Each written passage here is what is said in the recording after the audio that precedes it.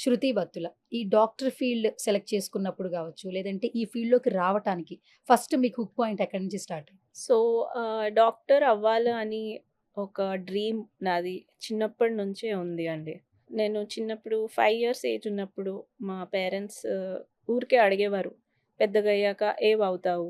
ఏ ఏం చేస్తావు?" ఊరికే ఇది క్వెషన్స్ దీనివల్ల ఒకసారి నేను హాస్పిటల్‌కెళ్ళినప్పుడు ఒక డాక్టర్ నన్ను చాలా బాగా ట్రీట్ చేశారు. సో, అండ్ దానివల్ల ఇగ డాక్టర్ అవ్వాలని స్కూల్‌లో కూడా డాక్టర్, డాక్టర్ అని ఊరికూరికే మా పేరెంట్స్ కూడా డాక్టర్ అవుతావా అని అట్లా అడగడం వల్ల 5 ఇయర్స్ ఏజ్ నుంచే నాకు అలా ఒక డ్రీమ్ అనేది స్టార్ట్ అయింది. ఫాదర్ దగ్గర ఒక పేపర్ గూడా ఉంది. నా రిపోర్ట్ కార్డ్ పైన.